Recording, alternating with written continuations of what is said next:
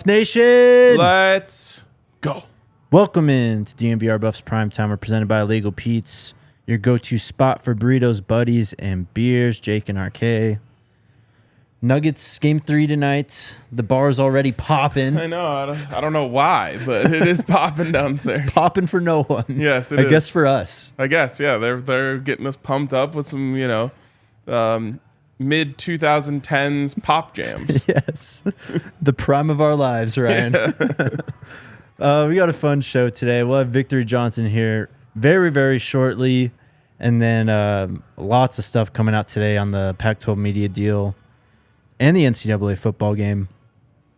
Let's just get to it then. Let's bring in Victory. We had a great talk yesterday. Hope you guys enjoy it.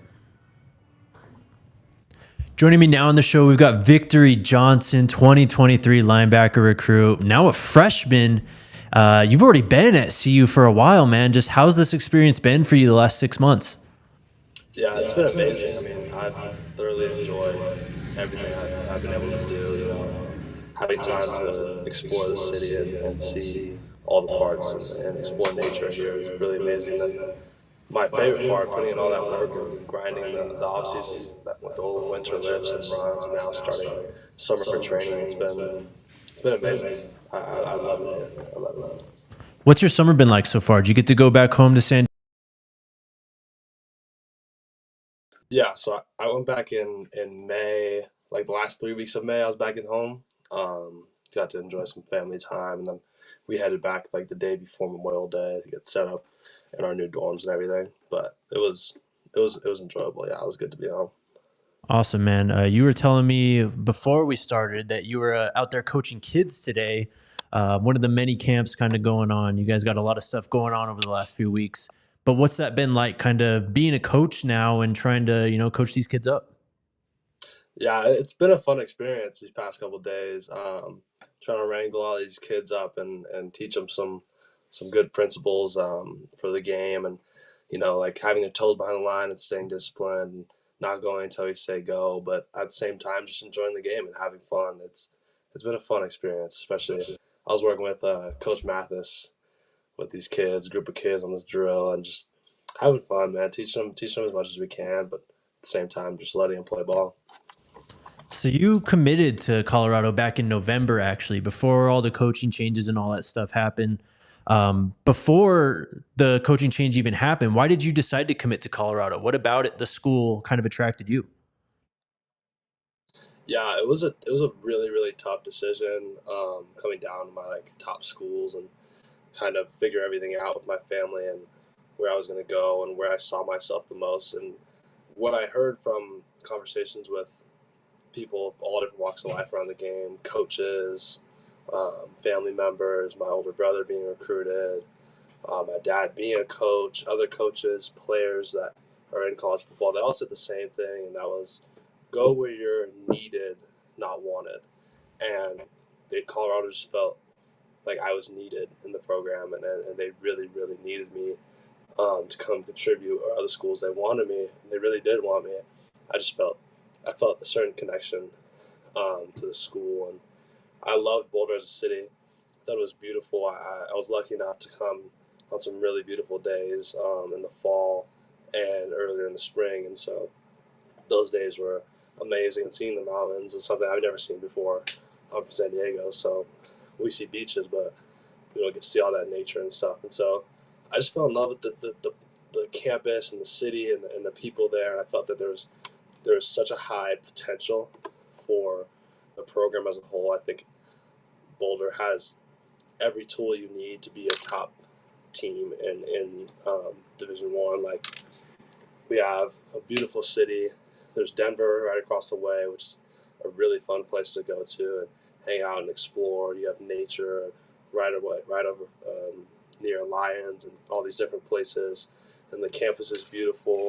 The academics are great. The facilities are amazing. So I just feel like it had every tool to be a great, great program. And then Coach Prime came, and that just solidified that decision even more. What was that kind of month like where, the Buffs are finishing out the season last year? Obviously, they're not very good. The coaching staff gets let go, and then Coach Prime comes in. What was that like for you, and how did that kind of factor into, you were already committed, but to your decision to kind of recommit to the program, really?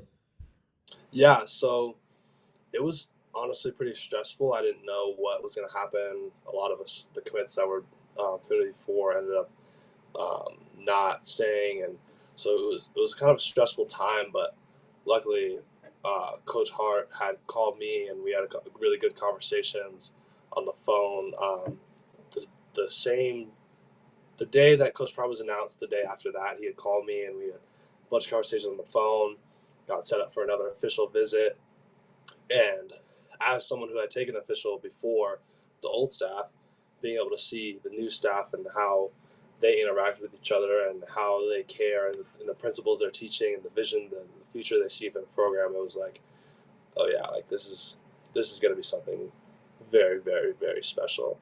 And so that was like, I quickly connected with Coach Hart as well. The drills he was having his linebackers do over at Jackson State that he was showing me, and the same drills that we do in practice were drills that I love to do, and definitely see the products that he had. And he had Aubrey Miller, who is his first backer to go to the one of his first backers to go to the league, and he just got signed to a multi-year deal, and he's doing well. So seeing all that come to fruition, it was like I definitely could see myself being very successful with this staff. That's awesome, man. Your brother's here too. You mentioned Champion. He was, of course, I think a year older than you, right? Or is he 2 years older than you? He is 21 right now. I'm 18. He's, I think, academically. Academically, he's 2 years older though. Yeah, he's an academic junior right now, and then I'm a freshman. What's that been like, just playing with him now, and just being able to be brothers on the same team now? Yeah, it's amazing. I think like that was one of the really big reasons I was so comfortable coming to Colorado early, without any family or really anybody else, was to have my brother there and have him as someone I can always go to and be supportive. And we kind of push each other to work harder. I push him to do certain things. He pushes me to do certain things, and we enjoy it. There was a moment in the spring game. My whole family was there, so I had probably 15 to 20 people there coming to watch us, and I line up and I look over and I'm trying to get the play in, and I look over and I see my brother just line up right in front of me, and I was like, wow, that's amazing to see, like 47,000 people, like, and then we're right in the middle, right lining up across each other for the first time in, I don't know, 3-4 years. So it was amazing. It's amazing. It's amazing to have him there. That's awesome, man. You kind of mentioned the spring game there. What were your expectations kind of going into it, and were they surpassed when the spring game happened and you saw all those people there? Oh, in terms of the fan base, like I thought, because there's nothing about snow the day before. I checked the weather. There was nothing about snow. And then the day of, it was supposed to snow for an hour, and it ended up snowing the whole day. So I was thinking, oh, like, I don't know, maybe like 30,000 will show up. Like, it won't be like a full stadium because it's snowing. Like, nobody expected it to snow. And then we go back in after warm-ups and come back out, and I look up and every seat is filled. I was like, there's no way they like packed this thing out. It was a surreal moment. It was like I almost didn't even get nervous. I was just like, this is amazing to see how many people and how supportive they are of Coach Prime and the program and what we're doing and what we're trying to show them. So it was amazing. Yeah, man. Buff Nation's something else, aren't they? Oh yeah, for sure. For sure. You mentioned you were an early enrollee. Of course, you were here, kind of through the spring semester. So you met and you knew a lot of those guys who were on the team, from last year. What was kind of your reaction as, you saw them all transfer out and just going through that process from your eyes? Yeah, I mean, it always sucks to see some of those guys I was good friends with and had built connections with leave and go to their other places. But it was also exciting to see how Coach Prime is bringing in some of the top guys out of the portal and guys that are really going to change the direction of the program. So it was pretty bittersweet, I'd say. Sad to see those guys go, but excited to see where this program is heading, and all the guys that are coming in now. Getting to know these guys has been amazing because they're all hardworking dogs that are coming to eat, and that's exactly what we need. So. What have the past few weeks kind of been like? Or I guess even just the last week with all those new guys kind of coming in and you guys all getting to know each other in gel.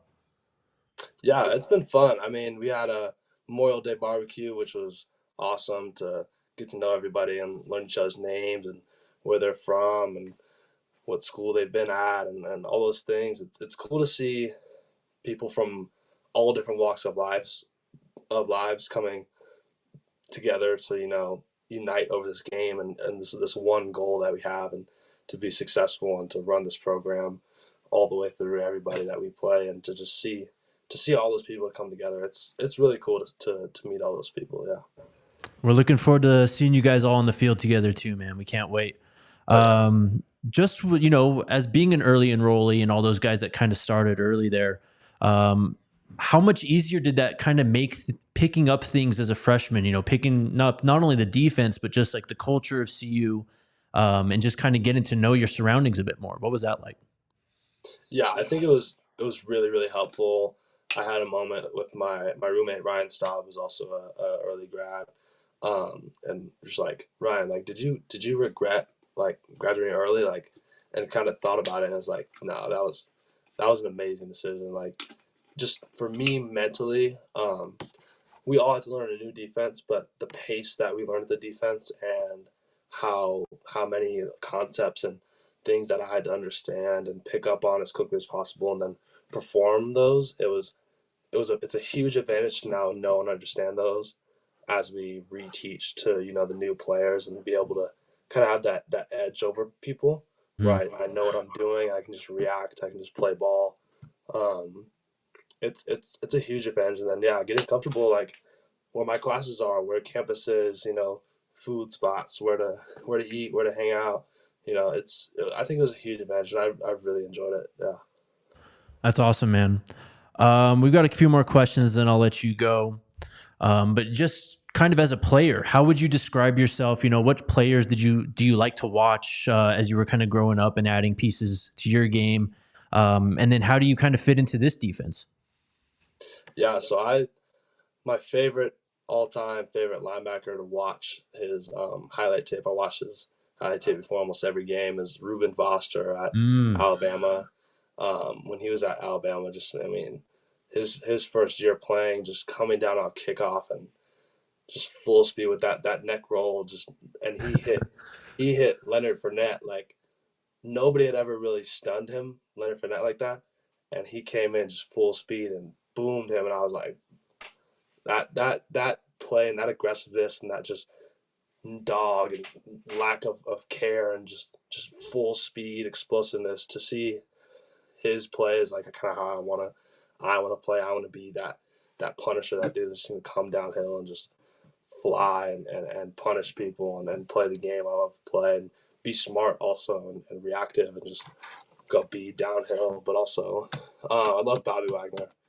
I think he's a great dude to watch. And then in terms of pass rushers, I love Von Miller. I think he's a dude who's dope to watch. And then Phillips on the Dolphins, I think he's like my most comparable player. Mm-hmm. He's got the kind of same frame. He's a lot bigger, obviously, because he's in the league, but he's a dude that will go down at buck and be an edge rusher, but also be inside and play inside, and then he'll go cover outside the box. I think that's where I see myself as a player, is that versatility. That's kind of what I'm starting to work into on this defense as well. Now that I've been able to learn the inside position, I can now start to learn in certain packages the edge rusher position and be able to start pass rushing and learning that. So I'll probably start doing that this summer as we continue to install things, continue to install different packages and whatnot. That's how I see myself as a player, as a versatile player like that. That's awesome, man. We've kind of figured out that, or just from watching the players that they've added, that's really what they're looking for. Guys like Jeremiah Brown. Coach Hart has said also he's going to play off ball, on ball. What's the hardest part, kind of playing both those positions? Is there one position that's harder to learn than the other, or is it just about training and trying to get all the nuances down?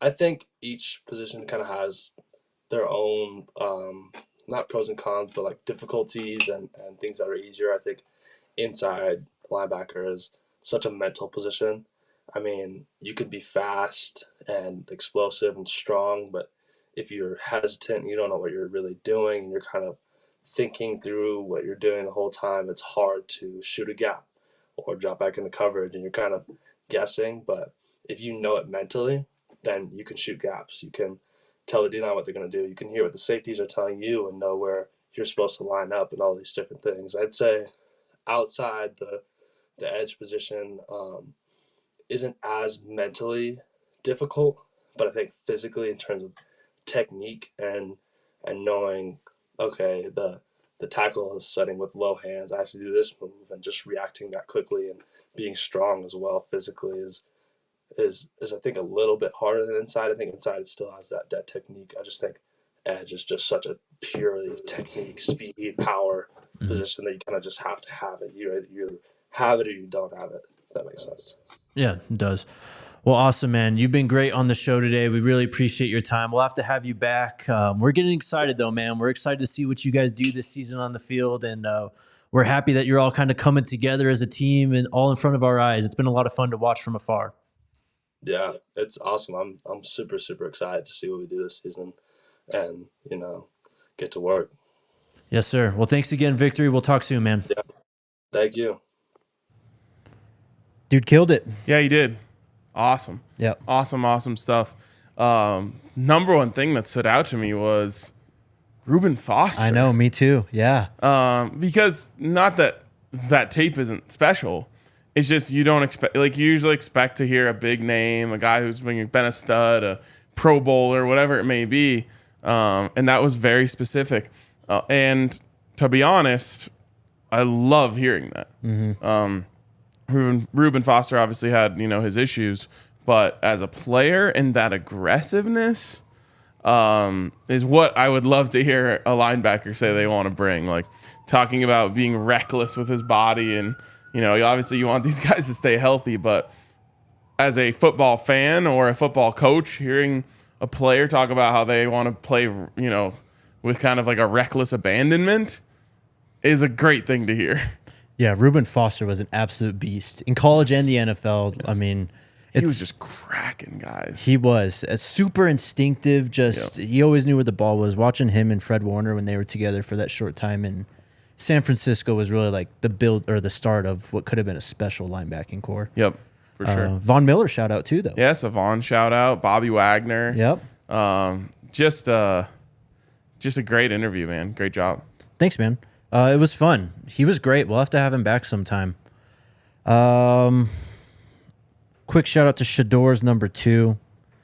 Goes great on absolutely everything. Wings, brisket, pulled pork, you name it. If it's on the grill, Shador's is the sauce for that. PLBSE.com is where you need to go to get your hands on Shador's number 2 barbecue. When you're there, use the code ALLCITY at checkout. You'll get 10% off your order of Shador's number 2. You also get that sweet QR code on the screen. And then right in front of us, we got the sign from our friends at Saturday Neon. Company started by 2 friends and former college roommates at CU. They make officially licensed collegiate logo LED neon signs. They're Denver-based. They've got a ton of other teams, so go ahead and check them out. Colorado, Arizona, Bama, Wisconsin, Auburn, and many, many more. Go to SaturdayNeon.com and use the code DNVR. You'll get 10% off your order today. And they offer free shipping for orders over $200. Let the Buffs shine. Yes, sir. Oh, the spirit of the Buffs is strong today. Yes, it is. All right, there's been some news today. I don't know if it's like how real it is. I know. This conference realignment stuff is so hard to follow because there's just so much shit out there. It's wild. So, I mean, we're in the same situation. The people who have been back in the pack and have been reporting on that are continuing to do so. Today, John Canzano put out an article. I can't read. It's behind a paywall, so I can't really go and tell you guys what it says. But he basically is saying that a grant of rights has been agreed on. They're still negotiating, or they have negotiated revenue sharing, sponsorship rights, etc. He says all 10 members are ready to sign. But a grant of rights is different than a media deal. A media, you need you can have a grant of rights without having a media deal. Mm-hmm. The grant of rights is like the skeleton of that framework. It's basically just signing on the dotted line that we agree that, this is going to be the media deal. This is the payout, blah, blah, blah. The only challenge is there's no media deal right now. Yeah. And so I think what this is essentially goes back to the reporting that we had heard from God knows who a couple of weeks ago, which was like, if the Pac-12 gets, what was it, $25 million a year out of their media deal, then the schools will stay. Mm-hmm. Anything less, schools will start leaving. I think that's in general what we're talking about here. Yep.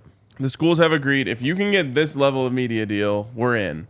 And maybe that's a step in the right direction for the Pac-12 to then now go back to whoever they're talking to and say, okay, here's the deal. If we can get this deal done, we have a promise from all 12 schools that they're going to stay. Because maybe that's a hang-up, right? If Colorado has one foot out the door and they're, the most marketable team left in the conference, then ESPN or whoever is saying, well, we want to see what Colorado does first.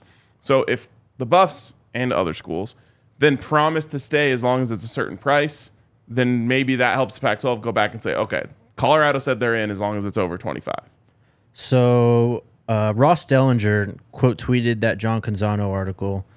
And he said, for weeks now, Pac-12 schools have verbally agreed to a grant of rights with a merit-based revenue sharing model. Keyword here is verbally. Verbal can become signature binding with a satisfactory media rights deal. So they're on the same page, it seems, right now. But when that deal comes across the table and depending on where it lands, that's, I think, when the fallout finally begins. But it feels like we're actually moving towards something a little bit. Hopefully we get some kind of announcement here soon, though. Yeah. I mean, I can only imagine the Pac-12 feels like they're close to getting something. If they're kind of putting this out there, hoping for this to get done, they got to feel like, okay, well, if we can get the verbal agreement from these schools, then we can get this done. I'm assuming that's what's happening here. So CU Barstool tweeted out, because verbal agreements have always worked out well for the Pac-12, and show the screenshot of the alliance. Yes. Which, what did that even do for anyone? It literally did nothing, because right after that happened, USC said see ya, and they went to the Big Ten. Right. Some alliance. Yeah, exactly. I don't think most alliances steal from each other. Right. The other news, I guess, of the day, college football, this is from On3, Pete Nalkos again. College Football Players Association organizing boycott of 2024 EA Sports video game, Ryan. I'm so conflicted on this, Jake. It's hard, yeah. Because I get it. Yeah. The players are saying, hey, look, this game isn't that cool without us. Although I would argue it would be fine without their names. But they're saying, how much money are you guys going to make on this? And how much money are we going to make on this? And from a business perspective, I kind of understand the other side of this, which is like, it sounds like the pool for players is like $9 million. That's a lot of money. Yeah. But the problem is you're compensating everyone. This is no disrespect, but I'm just saying, like, you're compensating the Landon Beebes of the world the same that you're compensating the Travis Hunters of the world. Right. Like, one of those players, someone is buying the game to play with, and one of those players is an offensive lineman, that is just a kind of part of the story. You can't. I don't think you could do a situation where you're paying some guys more than others. Now, what I would maybe consider is, do you take that $9 million and split that amongst the 100 most popular players and make sure that you get them in the game, right? And then just say like, hey, we'll give you a free copy if you sign off, to whoever it may be, Jalen Sami, right? You're saying like, hey, if you sign off, you get a free copy. If not, then you're just DT number 99. So Justin Falcinelli, I looked up this pronunciation. Oh, wow. This is a character development. This is a personal growth. He was a Clemson center, won 2 national titles. I don't know if he's the head, but he is like Oh, so he's the vice president of the College Football Players Association. So I didn't even know that they had officially formed a players association. Neither did I till today. Yeah. So anyway, he put out a letter kind of urging players to hold out really and try to get a better deal. The number we've had is $500 for each player. I think, what'd you say, $9 million is what that comes out to? Yeah, something in that range. So the last time this game came out was in 2013. 1.5 million copies were sold. And then when the Ed Bannon case came through, I believe that was 2016, that's basically what killed the game. Mm-hmm. But that lawsuit ended up resulting in players getting paid from previous appearances in the game. That came out to... Really quick, I just did some quick math. If they sold 1.5 million copies at $60 a copy, that's $90 million. Yes, it's crazy. I know. And this game is going to sell. Of course. But that's 10% currently in that, again, loose math here. That would be going to the players. If they sold the same amount, they're probably going to sell double or close to it. So, maybe it's 5%. But I think the hardest part is the equal compensation. And I think that's where they could maybe work on a better deal is can you incentivize the real stars? Right. Because if you get the top 10 players to all say, well, we're in, you probably get everyone else to follow suit. Exactly. So when that case was settled, 29,000 players, basketball and football players who were featured in those video games before they were basically killed by this lawsuit, 29,000 players paid out an average of $1,200. Quick maths, that is $34.8 million. Wow. So this was compensating the players that sued them. retroactively? Yes. Okay. Mm-hmm. So just some quotes in this article from Falcinelli. Let's go.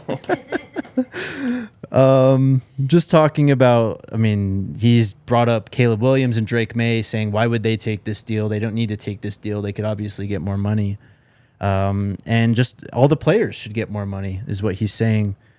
But we'll see. So a lot of people on Twitter and a lot of people in the comments are saying like, well, it's fine. Just put QB number 13, blah, blah, blah, and let's keep going. You can't, I don't know if you can really do that though, because that's what killed the game. That is what the previous case was about. Yes. And they lost. Yeah. Or they settled? They settled, yeah. They settled. So I think you do probably need some sort of agreement. Now, I don't think you need all players. And maybe, I don't know, maybe you can't even use their number, like the correct number. So if they went out, could they do, like Caleb Williams doesn't sign, can he be quarterback number 15? Right. But everyone knows who it is because he's the best player in the game. Exactly, yeah. It's hard to say. It's tough. But this, I don't know. Part of me wants to say, like, you're getting paid $500 for doing nothing. I know. And then, like, is there any part of, like, love of the game, spread the word, like, improve the popularity of college football? Is there any part of that? Do they bear any responsibility in that? Part of me says no, but also part of me is just like, come on, like you're getting $500. We're gonna bring the game back. Everyone loves this thing. It's like, I don't know if it's that exploitive. Right. If that's a word. Close enough. We'll take it. And I don't know how much they should fairly expect. Obviously, EA is going to make a ton of money off of this game, but they're also developing the game. It's not like, they're just, it's different than the NCAA making millions and millions and millions off the backs of these players who are actually playing and putting their bodies on the line. Yes. That's so different. This doesn't impact them in any way. And getting paid for it, to me, is pretty cool. Getting paid to be in a video game. It's a hard line to draw. What's fair? Is $1,000 fair compensation? Why is that any different than $500? Like, obviously it's more money, but part of me just says, like, come on, guys, You're getting paid $500 to be in a video game. Like, what more do you want? Yeah, you don't have to do anything. You don't do anything ever. Yep. We'll see. This feels like the start of this, though. Really came up this week talking about boycotting the game, and I don't think this story is going to be going away anytime soon. Unfortunately, hopefully they figure it out. Some positive news though. And to be fair, if they can get a better deal and keep things going on, I'm all for it. For sure. What I am afraid of is EA simply saying, like, we can't afford to pay every player $2,000 or whatever they may fight for. And so, like, the dream is dead. It's tough, man. Hope for our sake we get this game out in our hands. Yep. So yesterday, CU Buffs put out a tweet. Collectively, CU students posted the highest spring GPA on record. Did you see this? The 3.15. The football team, yes, in the first semester under Coach Prime, had a program best GPA last semester. Claps for all involved. Mm-hmm. All the players, Coach Prime, Chris Livingston, who is the what's the word I'm looking for? Kind of student athlete advocate or whatever. Yeah, like academic advisor, exactly. Great job to everyone. And Jake, I don't think this is a coincidence. No. Coach Prime has these boys on their P's and Q's. Yes. And he is not going to tolerate anything less than good grades. It's a new standard in Boulder. Yes. So they had a 2.932 GPA last semester. That's the first time ever the football team has gone over 2.9 GPA. It is also the third time they went over 2.8 GPA, all in the last 5 semesters, I believe. So some cool stuff. You love to see. Yeah, really, really impressive and honestly exciting. I don't think anyone could have just predicted the impact, the immediate impact that Coach Prime would have on everything from the quality of player here to the effort they're putting in the weight room to apparently the effort they're putting in the classroom. It's really cool. Yep. Smart and disciplined, as they're saying in the comments. Amen. Shout out to Backus and Shanker. They are here for you when you get hurt and have been helping out Colorado families for more than 25 years. There's no fees to speak with them about a case, no fees while they work on your case, and no fees unless they win your case and win money for you. They've won over $1 billion for their clients. They're also big Nuggets fans. Hell yeah, they are. Neighborhood offices in Denver, Aurora, Inglewood, and Fort Collins. The two-man game for sure. One of the best duos in Denver. Yeah. Backus and Shanker help with all kinds of injury cases where you weren't at fault, car accidents, motorcycle, rideshare, pedestrians, trucks. They can even help if you're injured at work. Hit them up at 222-2222 to find out if you have a case for free. Backus and Shanker wins. And then Shady Rays. The sun is back out in Denver. It's a beautiful day. Oh, yeah. Banger. Shady Rays has you covered. Extremely clear polarized lenses, durable frames, and every pair backed by their lost and broken replacement. What are you laughing at? Someone said thanks to that guy who transferred from the Ivy League. Yeah, Shane Cokes. Probably posting a 4.0 at CU. Oh, yeah. Oh, yeah. Dude's killing it. Grad transfer, too, though. Yes. I don't know. He's getting... are they counting... Is that just undergraduate GPA? Oh, no. I think that's just the entire team. So he's getting his graduate degree. For sure. You can shop Shady Rays' entire collection at the Park Meadows Mall or go online to shadyrays.com. When you're there, make sure you use the code DNVR. You'll get 50% off 2 or more pairs of polarized sunglasses. And you could try for yourself the shades rated 5 stars by over 250,000 people. Gotta say, did you see the video of JB, Jeremiah Brown, with the kids at the camp yesterday? Yeah, it was awesome. It was so awesome, and it took me back, dude. I used to go to Gary Barnett football camp in Boulder when I was a kid, and it was the highlight of my summer, like every year. I don't know if they're doing this, but at the camp I went to, you stayed in the dorms. So you were on campus for like a week, staying in the dorms. You had like roommates like you're in school. It was kind of run like you were on the team, like you had a morning meeting. You had to like get up and go to the Dow Ward Center, and the coach would kind of get like it was on either Gary Barnett or Brian Cabral, who's still around. would give like an awesome speech. Then you'd split up into position groups. And then the part that I just remember the most is we played a game called Buff Ball, which I'm sure is called different things in different places. But it was football, but you could throw the ball from anywhere. So it was like a mix of like football and ultimate frisbee. Right. And it was so much fun, big tournament. And yeah, so it was like a very nostalgic moment watching that video. And JB looked amazing. Like, he did such a great job. I'm like, okay, we got to get him on the show ASAP. That energy is contagious. He killed it. He could be a coach. Oh yeah. We'll have to have him on. We'll have some really cool interviews coming up, I think. Hell yeah. All right, guys. Rex, news points to Pac-12 announcement by Friday. Any further updates? We just talked about it. I haven't seen the Friday deadline, though, but it feels like hopefully soon. I'm not making any timing predictions. This saga has to end at some point. We can't take this into the season. There's just no way. No. Steven asks, which game will be more rowdy, Nebraska at 10 a.m. or CSU at 8 p.m.? This is easy. CSU. Yeah. Both will be rowdy, but you give 10 more hours for drinking. Oh, yeah. Some things are going to get a little wild. Also, the CU-CSU rivalry is a lot more about the students, whereas like CU-Nebraska rivalry is more about the old-timey fans. Yeah. Like myself. So I think that like what you're going to get is a small group of CSU students who, are coming up there and running their mouths, and it's going to get rowdy and all that stuff. So that changes it a little bit. I think the current students probably understand, or a lot of them will understand the significance of the Nebraska game, but there's not this like hate that exists as much. Justin, our guy from DNVR Rams, we've been texting about the game already, and yeah, he's fired up. I'll say that. It's rare that a team gets to play their Super Bowl in week 3. What else have we got? Warren with a super sticker, $20. Thanks, Warren. Pair character sliding on the floor on his knees saying goal. This is a reference to Messi coming to the MLS? Could be.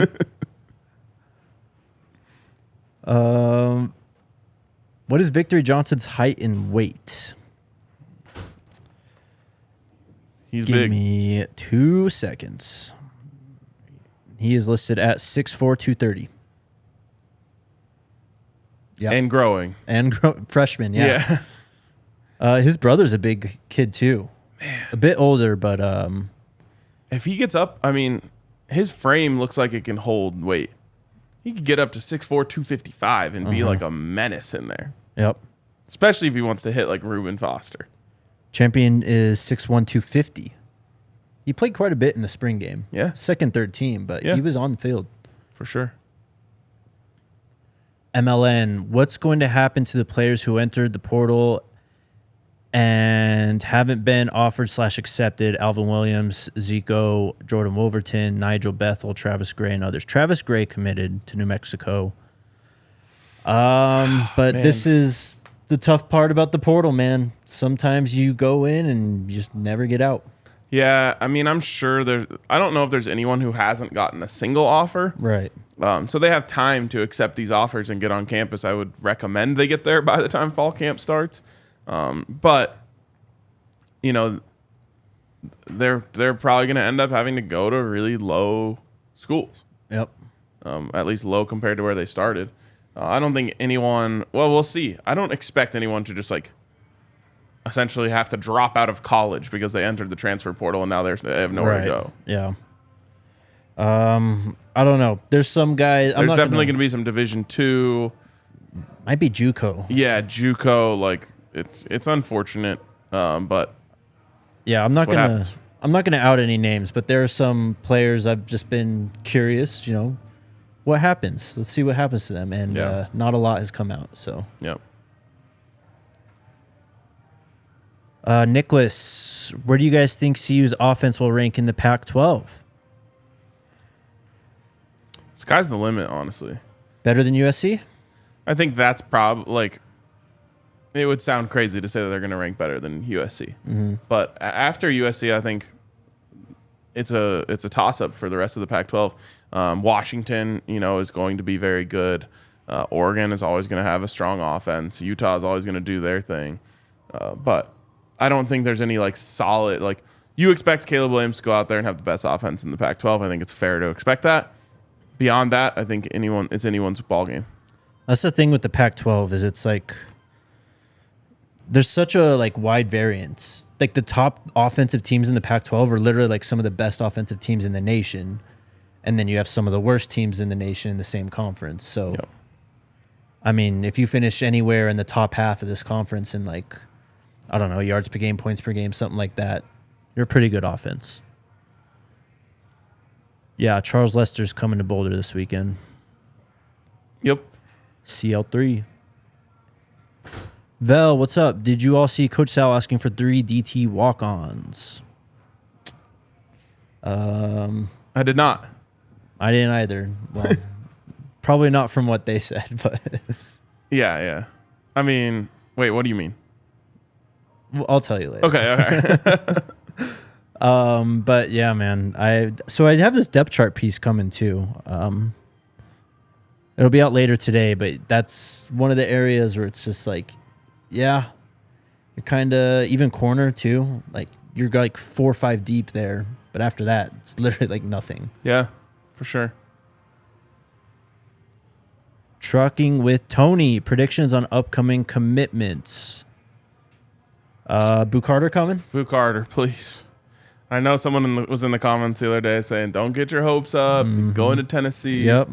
I will continue praying for a miracle.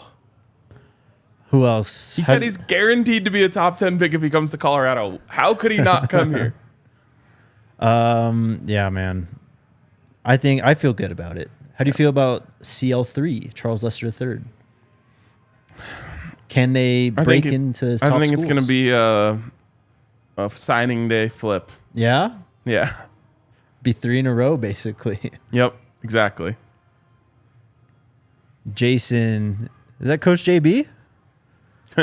Did anything come out of the Board of Regents meeting yesterday? Now I heard it's Friday. They scheduled another one, I guess, or something. Okay. I don't. This is why we don't cover those, though, is because it's you never really know what comes out of it unless they say they're having a vote, which then everyone will talk right. about. It's not like they send us the meeting minutes. Right. That'd be cool, though. Yeah. Ken asking RK Jake, what's your favorite position room on the team? Love this question.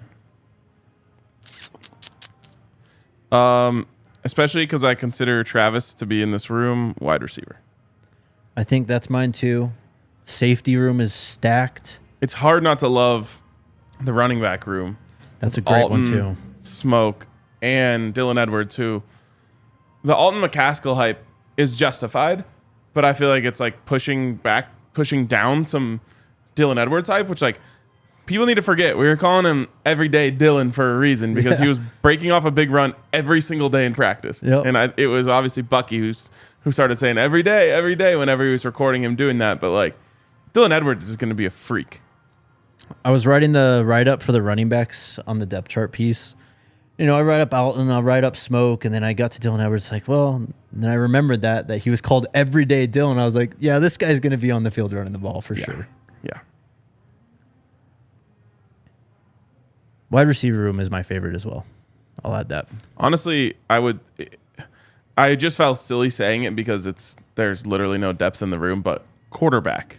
Oh, for sure. Quarterback is my favorite room because of everyone, of all the players, of all the amazing players who have joined the team, no one is a bigger upgrade from what we had last year than Shador is from that quarterback room. Yep. So he's a one-man, just incredible improvement. And then Victory, roommates with Ryan Staub. Yes. Very interesting. Love that, man. I like my linebackers thinking like quarterbacks. Of course. He's going to get, quarterback inception, basically. Yeah, exactly. You got Kaysen coming in, too, this next few weeks, if he's not already there. I just have this idea of Kaysen as, like, he's, like, this super high energy, like, I don't even know why. Like, I assume he just, like, talks mad shit on the field. Like, He's got a great Twitter game, I'll tell you that. yeah. Roderick asks, what have you heard about the JSU tailback being on campus? Okay. So my theory here, I wouldn't read too much into this. There's a lot going on campus right now. A lot of camps. There's a lot of people on campus. They had 2,000 kids the other day. Crazy.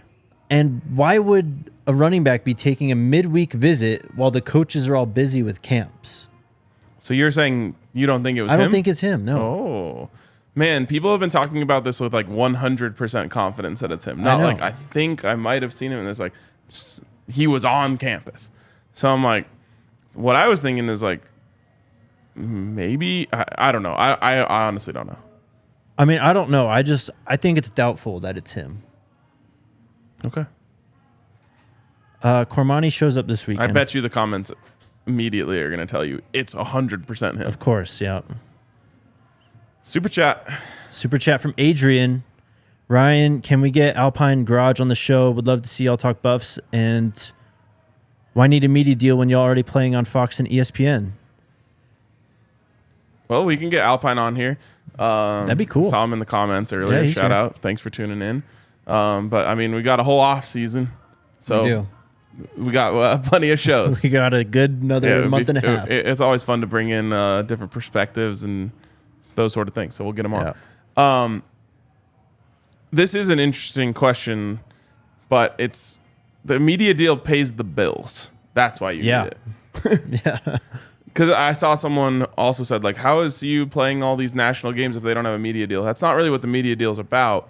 Also, the current one is still in place, but you need the media deal because the media deal is how you make all of your money. And this goes for all sports. Mm-hmm. Like, I was talking about Rocky's attendance, and someone sent me a thing about how much money they make off of these media deals. It's stupid. Like, they essentially would be profitable if no one went to a single game this year. How do you think they went through COVID? Right.